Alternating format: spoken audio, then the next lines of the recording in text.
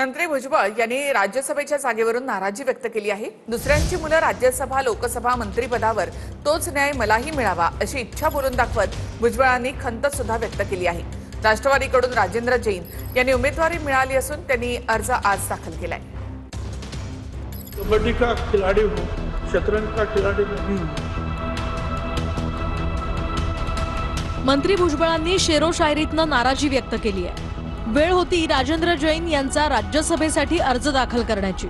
यावेळी पार्थ पवार, प्रदेशाध्यक्ष खासदार सुनील तटकरे, मंत्री छगन भुजबळ, मंत्री आशिष शेलार, मंत्री भरत गोगावलेंसह इतरही नेते उपस्थित होते। इतरांच्या मुलांना राज्यसभा लोकसभा आणि मलाही तोच न्याय द्या असं म्हणत मंत्री भुजबळांनी राज्यसभेच्या जागेवरून आपली खंत बोलून दाखवली।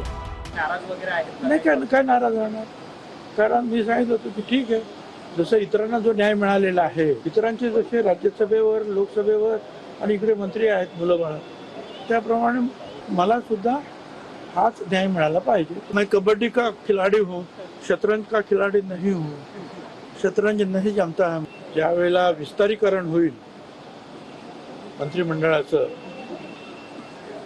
रिशफल होईल, काय होईल, त्यावेळेला विचार करू। त्यांचं ज्येष्ठत्व, त्यांचा अनुभव पक्षाला उद्याच्या दृष्टिकोनातून दिशादर्शक त्या ठिकाणी ठरणार आहे। त्यामुळे त्यांच्या ज्येष्ठत्वाचा योग्य तो सन्मान होऊनच पुढच्या कालावधीमध्ये त्यांच्या मार्गदर्शनाखाली पक्षाची वाटचाल करत असताना त्या संदर्भातला निर्णय आम्ही एकमताने करणार आहोत। नाराज तो नहीं? बिल्कुल हमारे साथ में जब हैं भुजबल साहब तो ऐसे नेता हैं कि जो उनके जो मन में है वो उनके चेहरे पे भी रहता है। प्रफुल्ल पटेलांची अट मान्य झाली आणि त्यांचा माणूस राज्यसभेचा उमेदवार झाला। राज्यसभेत जायचंय, मग राज्यसभेत जायचं छगनरावांनी। जे ज्येष्ठ नेते ते त्यांची अट मान्य व्हायला हवी। येणाऱ्या काळामध्ये उद्धवजी ठाकरे संजय राऊत यांना राज्यसभेत पाठवणार नाहीत। त्यासाठी तुम्हाला राहुल गांधींची गुलामी करावी लागणार आहे, राहुल गांधींची चाकरी करणार लागणार आहे। राहुल गांधींनी राज्यसभेचा तुकडा फेकला तरच तुम्हाला खासदारकी मिळणार आहे। राष्ट्रवादीच्या वतीनं राज्यसभेसाठी राजेंद्र जैन यांनी उमेदवारी अर्ज दाखल केलाय। अर्ज दाखल करण्यापूर्वी राजेंद्र जैन यांनी भुजबळांना वाकून नमस्कारही केला।